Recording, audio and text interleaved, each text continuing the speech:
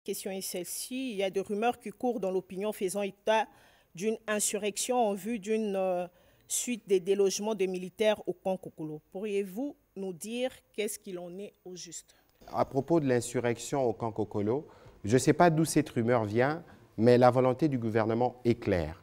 Il faut construire de nouvelles cités, il faut construire des nouveaux camps, mais on ne pourra jamais déloger les militaires et leurs familles qui habitent les camps tant qu'on ne leur a pas construit des nouveaux logements où ils doivent aller s'installer. Donc, je voudrais vraiment tordre la rumeur à ses coups. Rien ne s'effera sans qu'on ne prévoie d'abord un programme de relogement pour tous les camps qui seront concernés par ces programmes. De deux, Sédik Bakambu traité d'un escroc par un journaliste de la RTNC, Patrick Mouya Olobini. Personne qui soit dans les droits à refinga joueur pour Nanini. Pourquoi refinga joueur? Parce que même les grosses équipes qui ont sûrement eu Koleka Bisso, je ne suis pas sûr que Nicolas Kazadi a fait un bon Koleka égyptien, mais les Égyptiens ont perdu, ou les Algériens qui ont perdu en Algérie devant le Cameroun.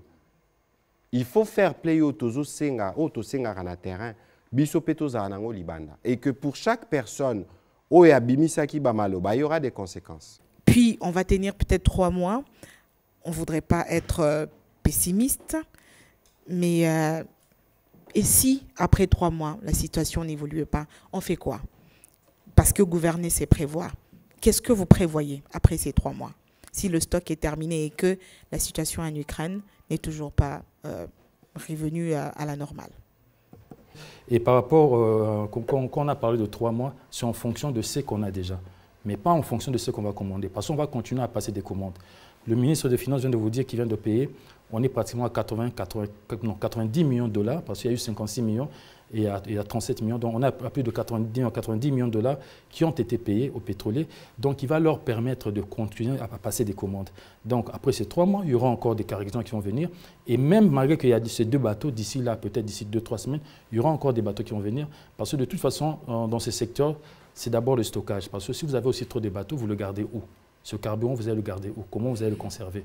Donc, ça va venir au fur et à mesure. Et nous sommes en train de veiller pour pas qu'on arrive, peut-être d'ici 2-3 mois, qu'on ait un stock zéro. On est en train de veiller et on travaille en collaboration avec les pétroliers pour pouvoir éviter cette histoire, cette catastrophe. Merci beaucoup, Monsieur le ministre des Finances. Vous avez dit qu'il y aura peut-être une légère majoration du prix de l'essence. Est-ce que cette majoration du prix de l'essence va entraîner aussi la majoration des produits de première nécessité? Alors, l'impact, il y aura certainement un impact. Ça, on ne pourra pas y échapper. Mais lorsque on augmente le prix à la pompe, l'impact est immédiat parce que le premier poste, c'est le transport. Et ça, le transport prend 20-30% des revenus de la moyenne des gens ici.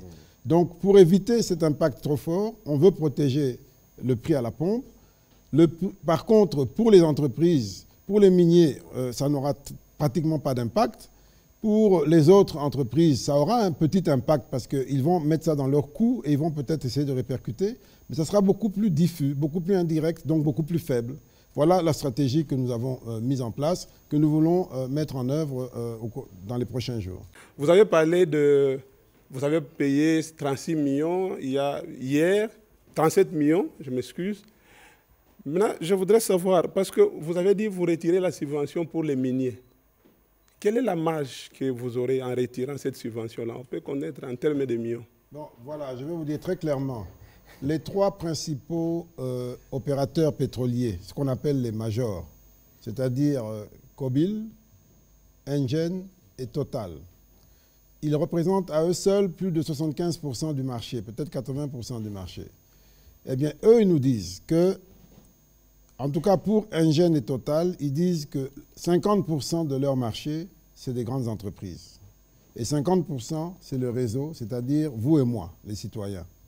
Pour Kobil, ils parlent de 60% pour le réseau et 40% pour les grandes entreprises. Ça voudrait dire qu'on peut économiser déjà sur ces 50%, 50% et 40%, on peut les sortir du problème, de la problématique de manque à gagner. Parce que les entreprises peuvent payer plus que le prix subventionné. Et ce n'est pas normal d'ailleurs que nous subventionnions les entreprises minières, par exemple. Parce que quand on paye de manière indéfinie, ça veut dire qu'on subventionne tout le monde. Et ce n'est pas normal, ce n'est pas justifié. La subvention est là pour objectif de protéger certaines catégories, les plus faibles, mais pas de protéger tout le monde. Donc c'est ce que... Avec cette marge, nous allons voir. Maintenant, nous allons voir si on applique cette mesure, qu'est-ce qui va rester, qu'est-ce qui va, c'est quand même beaucoup, qu'est-ce qui va nous rester comme capacité pour subventionner le reste. Et c'est là qu'on va voir quel est le niveau de prix que l'on peut appliquer, mais notre objectif est qu'il soit le plus bas possible. Alors, la deuxième préoccupation, c'est en rapport avec ce qui va se dérouler sur le terrain. C'est vrai, vous nous appelez à la solidarité un peu sociale, que de ne pas tout prendre pour soi-même, mais est-ce qu'on ne va pas voir venir ceux qui sont haut gradés, venir s'imposer? Quelles sont les mesures que vous avez prises pour que dans nos stations, qu'on ne voit pas venir quelqu'un, puisqu'il est général d'armée, puisqu'il est ministre, puisqu'il est député, lui prend tout, et nous là, simples journalistes congolais, on vous prive de prendre 15 litres. Voilà. Je crois que pour ce qui est de la situation aux stations, notre objectif est de normaliser la situation aux stations. Mais en attendant que nous n'arrivions à trouver un nouvel équilibre de normalisation, on vous demande de faire preuve de prudence et donc d'économie. Parce qu'il y a une crise. Ça se fait n'importe où. Quand il y a une pénurie d'eau quelque part, on interdit même parfois aux gens d'arroser leur gazon. Donc ça, c'est une attitude prudente. Mais l'objectif reste de normaliser. Lorsqu'on aura finalisé le cadre qu'on veut mettre avec les deux structures des prix différentes, on va arriver à une situation où lorsqu'on aura mesuré notre capacité de stabiliser le prix à la pompe, capacité de subventionner le prix à la pompe, eh bien, nous aurons une situation normale. Nous aurons une situation normale où vous irez acheter comme d'habitude, comme ça s'est toujours passé. Mais en attendant que tout ça soit finalisé, il y a un peu d'agitation, il y a un peu de spéculation. Nous demandons aux gens de se calmer et de se contenter de prendre raisonnablement parce que fondamentalement, il n'y a pas de raison de paniquer. Et laissez-nous le temps de régler le problème du prix parce que le problème qu'on a, c'est un problème de prix. Merci beaucoup, Monsieur le Ministre, pour la parole. Ma question, ou mes deux petites questions s'adressent au ministre des Hydrocarbures. Vous demandez aux Congolais de changer des habitudes. Ce qui veut dire que dans les stations, puisque cette émission sera suivie, je l'espère bien, les Congolais attendent des réponses à ces questions.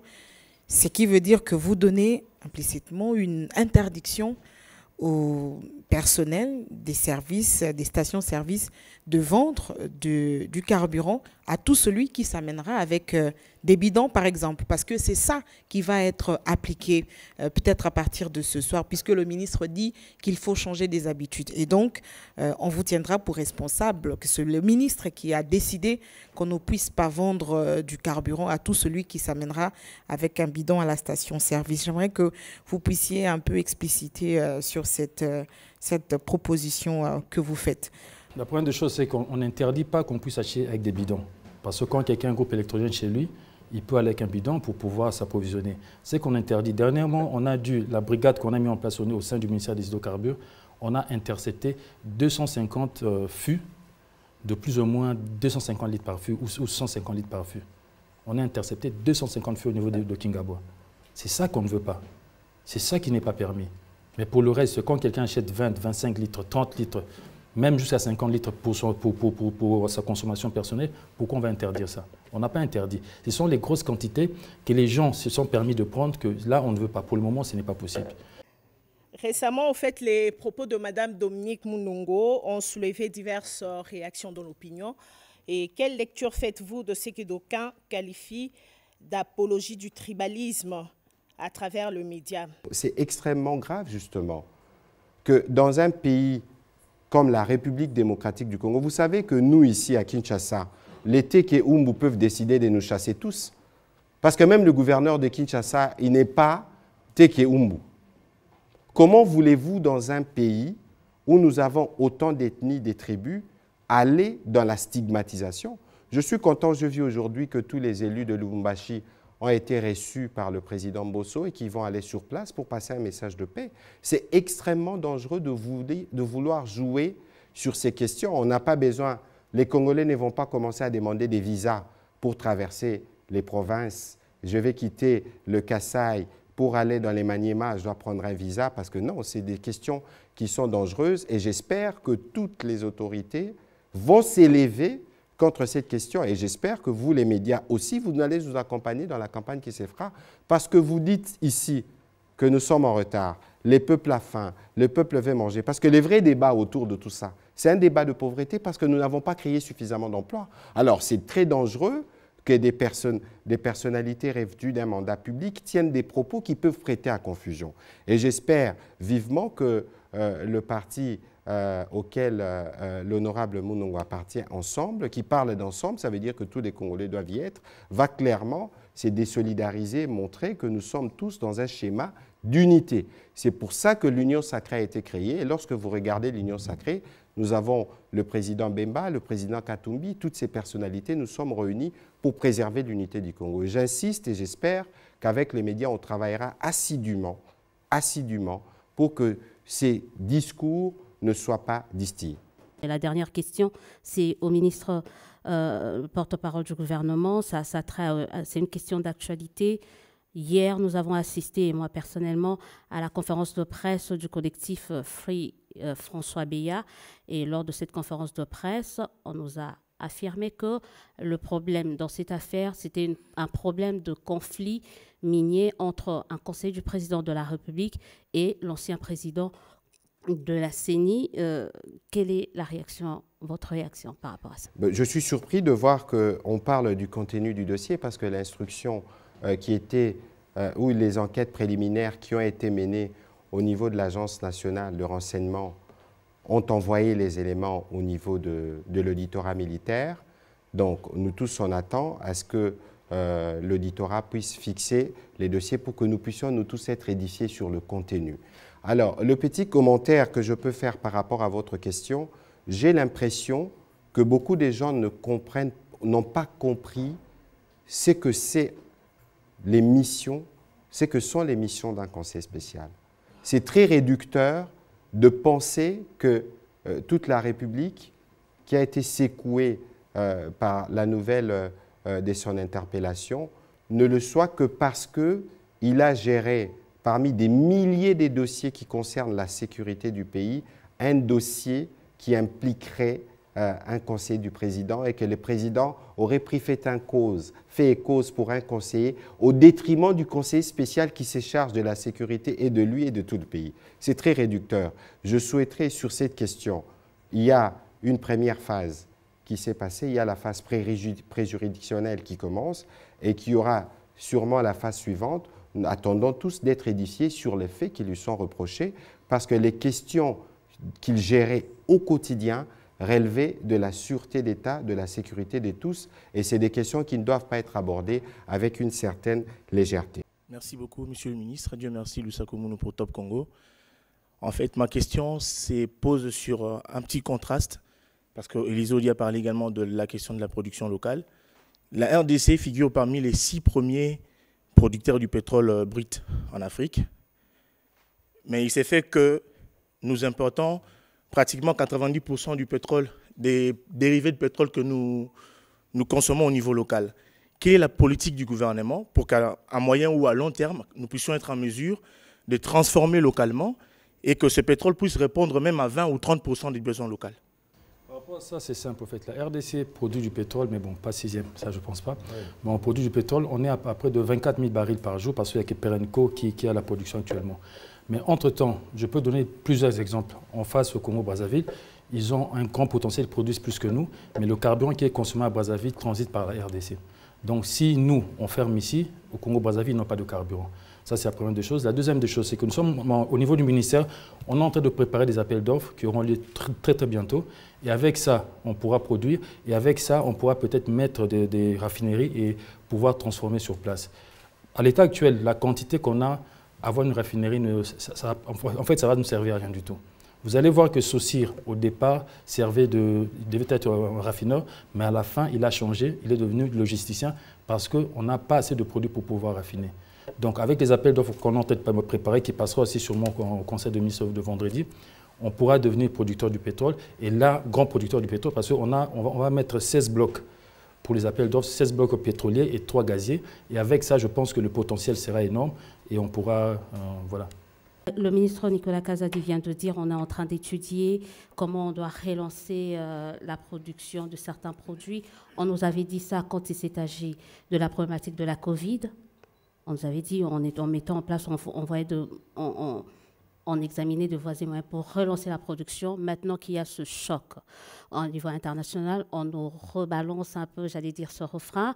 À quand est-ce que ça sera la phase pratique pour qu'on ne puisse pas, à chaque crise, toujours avoir droit à ce discours qu'on est en train de voir, comment on peut relancer certaines productions. Je sens dans la question d'Élisée Odia ce Congo-pessimisme, en disant oui, on nous a dit ça pendant Covid, on nous redit la même chose, comment on va relancer la production? Moi, j'ai envie de vous demander, mais vous-même, vous avez fait quoi pour relancer la production? Vous allez me dire, non, moi, je suis journaliste, je ne suis pas là pour produire. Eh bien, c'est ça le problème du Congo. L'État n'est pas là non plus pour produire, il est là pour créer le cadre. Et il a créé le cadre, il a donné des facilités à l'importation, etc. Mais il faut qu'il y ait des Congolais qui s'y mettent, qui commencent à produire. Il n'y en a pas assez. Et c'est une responsabilité partagée entre ce que le gouvernement peut faire ou vouloir faire et ce que le Congo fait. L'économie, elle est dans les mains des Congolais.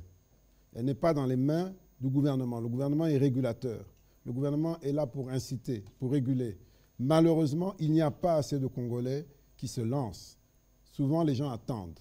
Il est vrai qu'à l'arrière-pays, il y a des gens qui produisent et parfois, ils ont du mal à évacuer leur production. Là, oui, on peut parler de responsabilité de l'État pour faciliter, pour travailler sur les voies de desserte agricole. Et le travail est fait. Comme vous le savez, il y a un programme en cours qui est en train de se faire. Mais d'une manière générale, nous n'avons pas assez d'entrepreneurs congolais qui vont au-devant de ces difficultés pour rencontrer l'offre. Raison pour laquelle, souvent, on dépend d'importations qui sont aujourd'hui dominées par des opérateurs qui ne sont pas congolais. Donc, quelque part, c'est aussi le temps de nous interpeller nous-mêmes, chacun, plutôt que d'interpeller seulement le gouvernement sur ce que nous faisons pour nous organiser. Il y a des pays comme la Thaïlande. On peut prendre le poisson en Thaïlande, le poisson-chat notamment. En Thaïlande, il y a très peu de très grandes unités de production. C'est des petites familiales derrière la maison, etc., qui ensemble font de la Thaïlande l'un des 2 ou 3 premiers producteurs de poisson-chat au monde. Ça veut dire que chacun a ce réflexe de produire. De 1, de 2, les finances publiques se portent très très bien, mais pourquoi le gouvernement ne paye pas les arriérés des pétroliers? Pourquoi il y a beaucoup de grognes dans plusieurs secteurs? Les finances publiques se portent bien, mais il y a des grognes et on n'en voit pas les effets. Ce n'est pas correct de dire ça. Aujourd'hui, nous n'avons plus d'arriérés sur salaire, par exemple. Il y a eu, il n'y a pas si longtemps, des périodes où on avait des arriérés énormes. Même sur le fonctionnement, nous payons beaucoup de fonctionnement, beaucoup plus régulièrement qu'on ne le faisait à l'époque. Aujourd'hui, nous avons repris les dépenses d'investissement et notre grande faiblesse, elle est là. Mais après tout, même si nous pouvons être fiers d'avoir accru les recettes de 65% l'année passée, passant de 3,5 milliards à 6 milliards, c'est bien. On n'a jamais atteint 6 milliards par an dans ce pays de ressources propres. Mais prenez les 2,5 milliards supplémentaires. Divisez-les par 80 millions d'habitants. Ça vous donne combien? Ça vous donne 31 $. Ça veut dire que l'effort à faire a été fait, mais la taille de la population est telle que si on devait partager cet argent à tout le monde, on va rester la RDC avec des problèmes. C'est-à-dire qu'il faut trouver la meilleure façon d'utiliser cet argent pour que ça produise des effets. Donc, il ne faut pas sous-estimer les efforts qui sont faits. Ils sont historiques. Mais en même temps, il faut être vigilant sur comment on utilise cet argent pour que ça produise plus demain. Et nous, notre façon de mieux utiliser cet argent, c'est de renforcer l'investissement. Voilà pourquoi nous disons que sur la politique de pétrolière, les économies qu'on peut faire sur certaines catégories qui seront plus subventionnées, ça va nous aider à faire plus sur les investissements, notamment sur les routes de desserte agricole pour amener le manioc qui va être transformé en farine, qui va être transformé en pain. Donc, il y a toute une logique, il y a tout un plan en formulation et je crois que d'autres collègues plus indiqués, celui de l'agriculture, celui de l'industrie, y reviendront en temps opportun. Bon, ma question s'adresse aux deux ministres. Chacun va trouver son compte, hein, parce que le ministre des hydrocarbures a parlé des 90 millions de dollars qui sont déboursés chaque mois comme une bouffée d'oxygène, je ne sais pas si c'est chaque mois ou chaque semaine ou comment, pour permettre aux importateurs de ne pas couper la rupture, qu'il n'y ait pas manque de stock de carburant. Alors la question, c'est de savoir jusqu'à quand l'État congolais va-t-il continuer à subventionner justement pour réessayer de stabiliser les prix du carburant sur le marché. N'est-ce pas un manque à gagner pour le gouvernement? Dans d'autres pays, parce que nous voulons un budget d'investissement, nous voulons beaucoup d'argent pour développer des projets, mais dans l'entretemps, dans les modiques recettes que vous avez, vous subventionnez toujours. Ça n'a pas commencé aujourd'hui. On cherche toujours à suppléer pour qu'on garde les prix à un certain niveau. Jusqu'à quand l'État congolais va-t-il continuer à subventionner? Ne voulez-vous pas prendre une décision courageuse de supprimer carrément la subvention? S'il faut payer les litres à 4 000, on le fait, mais que l'État se retrouve. Au lieu de continuer à souffrir. Bien, sur les subventions, jusqu'à quand? Mais écoutez, les subventions ont toujours existé, elles ont un but précis et c'est justifié en économie parce que les principes économiques, les principes naturels de l'économie qu'on dit libérale ne règlent pas tout. Par moment, il faut soutenir un secteur, il faut promouvoir un autre, donc les subventions, il y en aura toujours. Ce qui est important, c'est de faire un bon usage des subventions. Et nous disons ici, dans le cas des produits pétroliers, que nous estimons que ce n'est pas justifié de subventionner de manière égale le secteur minier, comme les Congolais qui cherchent à aller au travail le matin, qui ont déjà un salaire qui est relativement modique.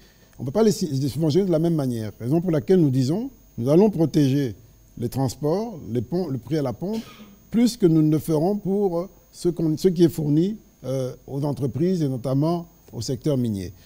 Donc il y aura toujours des subventions. Mais il est vrai que nous devons aller vers la vérité des prix parce que c'est une autorégulation. Mais cette vérité des prix implique aussi vérité et justice dans la structure des prix. Nous avons engagé une réforme de cette structure des prix qui a un peu tardé mais qui est en cours avec un audit de toutes les charges pour voir où est-ce qu'on peut faire des économies pour que cette structure elle-même soit juste. À ce moment-là, on peut peut-être dégager aussi des éléments qui vont nous permettre de réduire le prix à la pompe, de réduire le prix automatique qui est calculé actuellement et qui est estimé à 3 495 si on devait appliquer le vrai prix.